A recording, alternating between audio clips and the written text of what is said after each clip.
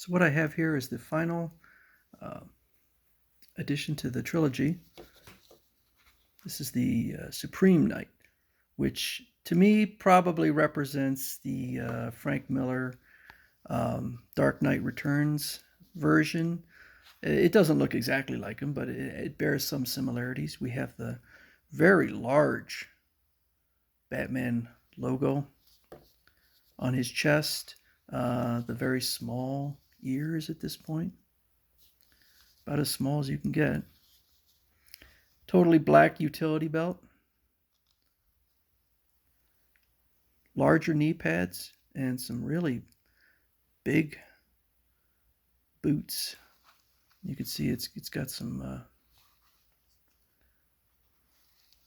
lot of detailing on there, and he's got the gauntlets. So this is probably my favorite of the three figures. He still has uh, texturing, but I think less in this one. You can definitely see, I think in this one more than the other ones, you can see the outfit. A lot of wrinkles here and wrinkles there, and I mean that's the way it is. That's what gives it its authenticity. So I'm a little on the fence with that one because, um, I mean, I over time, yeah, these are going to really become more part of the figure. That's why I put them in a very neutral stance because if you if you fold them and you have these folds are going to become permanent. But in this case, even with the arm fully extended, uh, you could still see the crease in there. But I really like this figure. This is a nice one.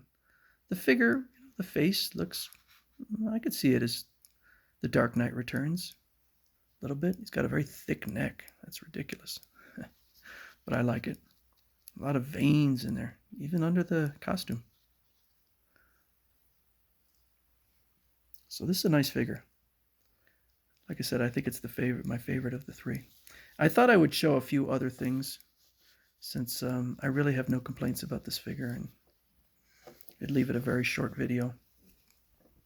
I thought that would be fun to look at the old Mego figure. So this is like 1974. This is the Batman with a very pleasant, gentle-looking face. The outfit fits fairly decently. It's those gloves that kind of kill it.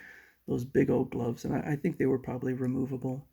There was perhaps even more authenticity in these figures to a degree. I don't know if the belt was removable. I don't know if the gloves, I mean the boots were removable, or the cape. But those are some big gloves.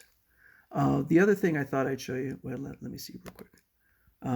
So this is 1974 Mego. These are 8-inch figures. 100% original and complete. Minty.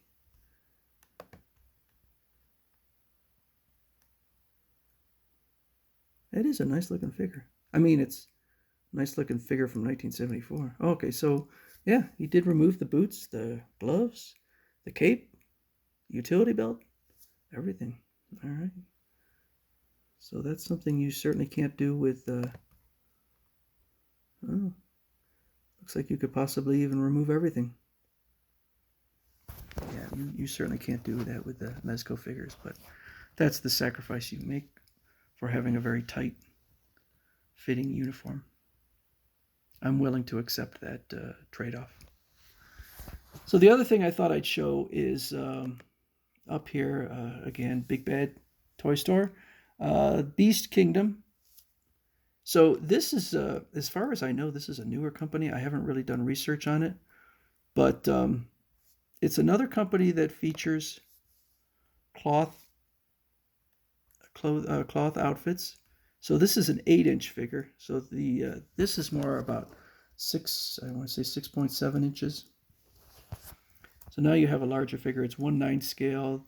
This would be one. It's considered 1/12 scale. Although if it was 6.7, that would mean that Batman is 6'7" and I don't believe anyone has him at that height.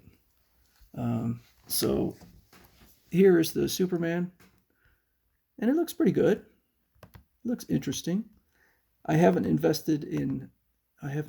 owned any of these, but I have pre-ordered a couple, and the only time I ever pre-ordered from these is when they have a figure that simply does not exist in Mezco. Um, the two that I pre-ordered were Shark King and the Peacemaker, because I kind of I really enjoyed that the latest Suicide Squad film. So I thought they were a couple that I would like. I don't know if Mezco will ever come up with them. So here we have Darkseid. I don't love the new look for Darkseid, but you know. Oh, this one's so he's a little bit larger. He's 9 inches and more expensive, $154. I think 9 inches would not even be to scale at all because he's clearly much bigger than a human.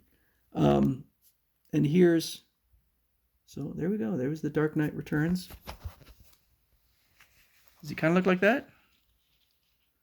Yeah. The Bat logo, although his utility belt there is all yellow. Here it's black. But this is clearly from, and he's got the underwear on the outside. He does not have underwear on the outside. But it is cloth over a figure.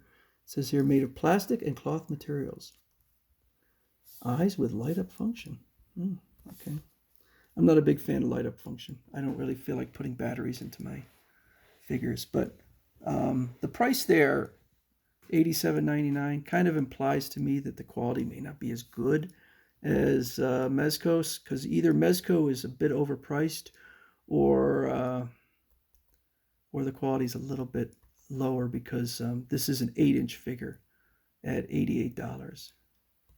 So we'll see. I got a couple on pre-order, and then I can compare the two. But that's another company. I don't know of any other company that really does it for a 1/12 scale figure. I don't know of any other company that's doing clothing. So this could be interesting.